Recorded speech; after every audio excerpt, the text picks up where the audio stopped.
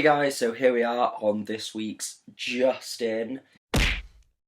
This week was very hit and miss for me. We got 3 titles to go through, so let's go ahead. Let's kick off with that first sweet title. We got Action Comics 44, and the tagline for this month is Lies, and I believe now this is it. This is us wrapping up the truth storyline in these 4 titles. It's worth me mentioning as well that Action Comics was written by Greg Pak and Aaron Kuder, and then Kuder and Howard Porter were on art. Now, Action Comics has been one of my favourites, but I couldn't help but be a little bit disappointed by this. It's basically the fight between, the shadow creatures are taking over, and the leading shadow creature who was posing as the mayor, she is a bad guy called Wrath, and she feeds on when people fight and people's anger. That powers her, that feeds her. So it's a difficult situation for everyone where they need to defend themselves and fight back, but that's just going to make her stronger. You had a nice Gotham preview as well. I seem to be in the minority of people who actually liked Gotham. I've seen so many people who just absolutely hate it. By the way, that's another thing we're planning to do, I believe, for our next Comic Comments hangout. When we do get around to arranging one, we're going to be talking about the TV side of things, And we have a character called Petruzzelli as well, and she has spoken against Superman, but then she pretty much just jumps in, sacrifices herself, and she says, "You need to finish this for me." And it's, big moment, because Superman's fired up at that point, when somebody who has hated him so much has just sacrificed themselves for him. And it's like the shadow creatures are taking over more and more people and making them, enraged and stuff. And Lee, she gets taken over, but, when she gets taken over, she doesn't let it consume her, and she, saves a bunch of people, and she's just badass. But what's cool about it is she's kind of Superman's like, I'll help, I'll get it off you. And she's like, yeah, but I can control it. It feels like I'm supposed to have it. So I feel like she'll develop into a proper new superhero-y type character. And then Clark kind of sees that the shadow creatures have been pushed back, they're at bay, and everyone's just helping out. People literally turn around to Clark and they're like, we don't need you, go home, alien.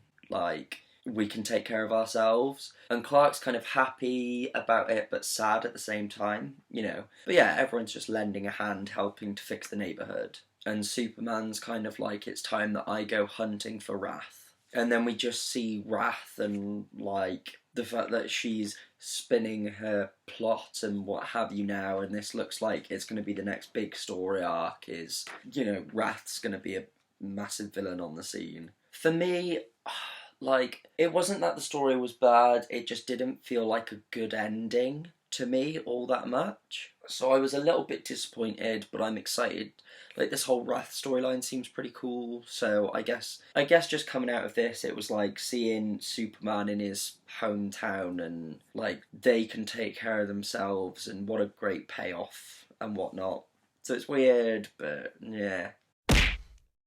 Next up, we have Batman 44, and this issue is really weird because we have somebody else doing the art, and I kind of hate it and kind of love it at the same time. But yeah, for Batman, of course, Scott Snyder's writing it, and then we have Azzarello. He is on art. This is a flashback story sort of thing throughout the whole issue. And this front cover is absolutely lush. I really do like the front cover. But we basically see that there is a boy that is dead in Gotham marshes, on the outskirts of Gotham. And obviously Bruce and Gordon turn up, they start to investigate, and they want to know who did this, who would be able to do this. And Batman's kind of well, the only person that sort of flies this way to and from Gotham, because they figure out the boy was dropped and that's how he died.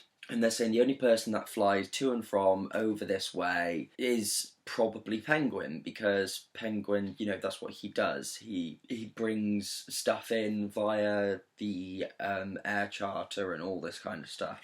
So Batman goes to see Penguin and he this is stupid to me. He hangs Penguin up in a bird cage and then he puts bird feed on the rope and is just watching birds peck away at it. And Penguin basically reveals that this kid, Peter, he came to Penguin because he said we can do each other a favour because Peter's dad is ill and this gang, the 4-5s, they've kind of taken up residence in his dad's grocery store and he wants to get them out. So and Penguin and the 4-5s, you know, they're kind of fighting against each other. And Peter's basically saying, you know, Penguin can sell stuff through it, Peter can run it, and then that way they can drive out the 4-5s. We also get a lot of like newspaper clippings throughout the story and like a commentary by Batman, which is cool. The newspaper clippings, you can't really read them properly, they're just more there as like for show. But it's cool because like Batman turns up at the corner and just like scares off these kids, and it's cool because it comes back into play later. But this is the point where like Batman turns up and it looks like he's kind of kicking ass, but the art's a bit on and off, so it's a bit meh.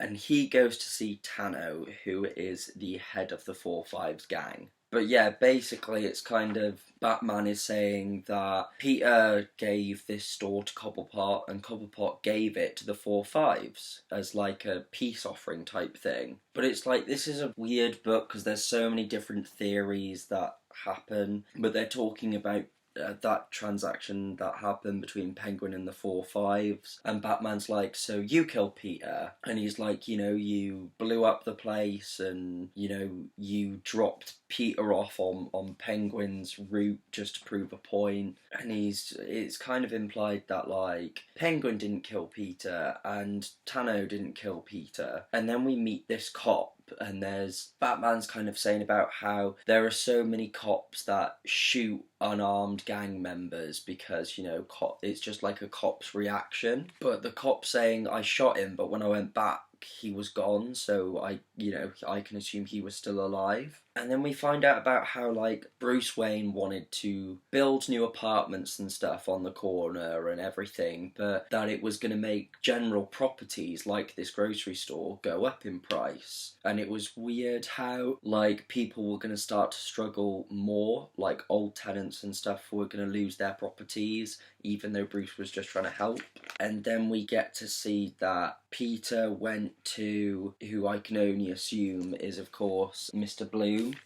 And this is what's cool, this just shot here, and all this writing is all the newspaper clippings from throughout the story, which I thought was quite nice. But we see that Peter sort of like gained powers, obviously, and he grew wings and he started to just like fly away because he was kind of like just wanting to get away from Gotham, and obviously that's how he fell and ended up dying. And then basically Batman's kind of like, I've spent this whole time trying to catch somebody, trying to catch the killer and what have you, when really the person that needed catching was Peter. And then we see this group of kids and Batman lands and they go to start running away and he's like, no, I'm just here to talk. And I think it's kind of that thing, you know, like Batman learns a lesson in that. And obviously we see Mr. Bloom and we see the corner and the 4-5s and all this stuff that does connect, but it is like a filler story, flashback type thing. The only thing that does confuse me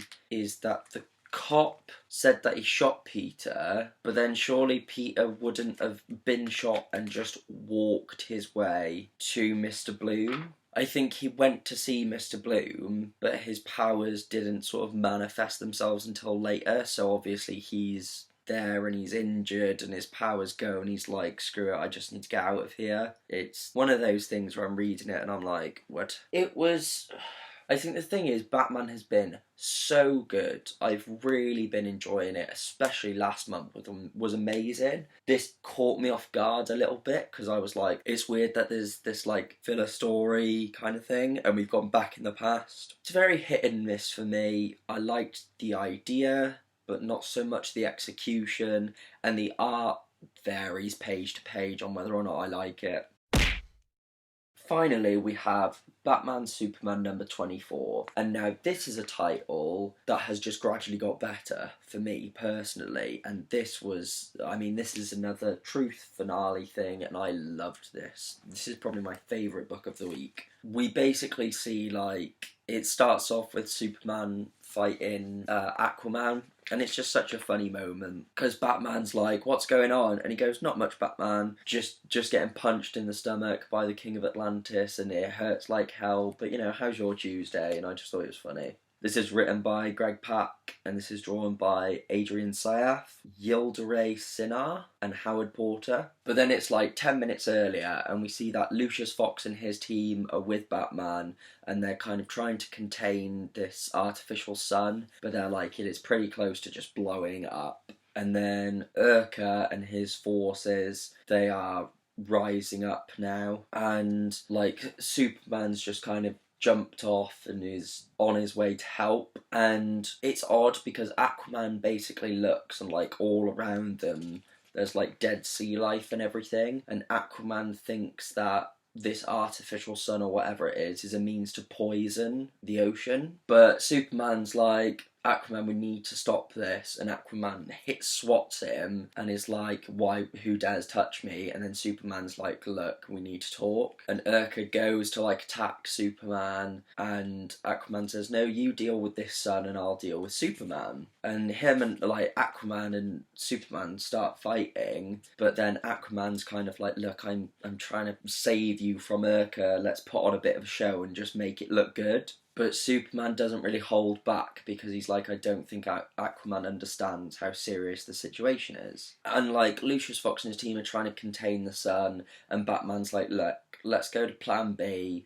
Just everyone get the hell out of here and I'll handle it because I'm Batman. And Superman's kind of like, see, if you were Bruce Wayne, I'd trust you, because Bruce Wayne always had a plan. But he was like, this new Batman just fires at shit, and that seems to be his only plan of action. Urka reaches the sun as it's, about to explode. It's going out of control. And Superman saves Urka, and Urka's kind of like, what the hell are you doing saving me? And Superman's like, I keep telling you, I just want to help. And they plan to like just blast the sun up and out the way to Batman and Lucius Fox. And there's like this remote control that's not working, so Batman's like, fuck it, I'll do it manually. And Superman jumps on this like rocket platform thing that the sun's on as well. And he's like, look, you're not allowed to, die on your own, so. And Superman's like, who knows, I might get some of my powers back, by absorbing this sun's energy. But Superman and Batman are both like trying to convince each other to like just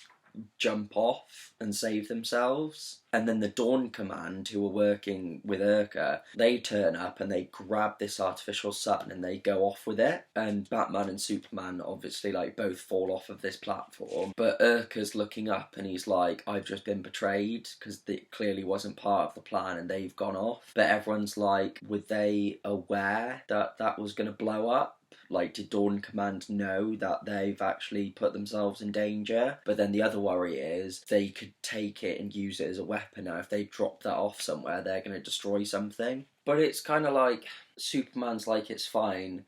Batman, we're both alive to track down Dawn Command and everything's going to be okay. And it's kind of like, Aquaman manages to talk Urka into just listening to people and noticing that Batman and Superman were trying to help him. And then we get this awesome kind of speech from Batman where he's saying, Superman, you're impulsive, you're sentimental, and all these other kinds of things. And he's saying, it was different when you had all your powers and everything, but now all you're doing is making everything way more dangerous. And he just says, stay out of Gotham. And it's kind of weird that after all like this adventure that they've been on, they kind of are like, no, not trusting each other. But then we see that Clark goes to see Bruce, and Bruce doesn't remember Clark, and he says, I'm John Clark, I interviewed you once for a charity thing. And Clark comments on how Bruce has changed, because like these kids start fighting and Bruce gets involved and sorts it out. And Clark's like, wow, the Bruce Wayne I knew would have made them figure it out on their own and let them sort out their own stuff. But but he's kind of saying, like, I think he hints at Bruce, like, you should come back and be Batman, are you ready to join the fight and everything? And he says, oh, you know, you're a man of special talents and there are people that could use those. But Bruce is like, look, me and these kids, you know, all we need is just time and space. And then Clark's like, do you know what? Everyone could probably use a bit of that. And then we're looking at Alabama and we see Dawn Command turning up with this son. And then we get to see Wrath, and Wrath's there and he's like, have you broken the souls of good men yet? And she goes, well, have you got the sun? And then the reveal is there's Vandal Savage and he says, are you ready to take over the world? I think I enjoyed this more maybe because it feels to me like we introduced Wrath, and Wrath was, you know, was fucking things up in Action Comics. Now we see that Vandal Savage has stolen the sun and he's teamed up with Wrath. And I'm interested, will it be that, like, the end of Superman, Wonder Woman and Superman, will it all end with this Wrath character and with Vandal Savage, and will it just, like, these 4 titles all connect into the next big story arc? That's what I'm really interested to see. But I enjoyed it as well just because there were a lot of, like, Batman Superman's relationship was interesting, and it felt like an ending to this story arc with more clarity. But yeah, it was an okay week, but Batman Superman definitely my favourite of the week, and yeah, it's going to be interesting to see where the rest of Truth goes. Anyway guys, if you've enjoyed this video, please give it a like, don't forget to leave a comment and subscribe for more. You can also go down into the description and pick up links from my Facebook and Twitter. You can also find the Comic Comments playlist so you can watch any episode that you like, and there are details of our ongoing competition as well. That will be it for this one guys, and we will see you next week.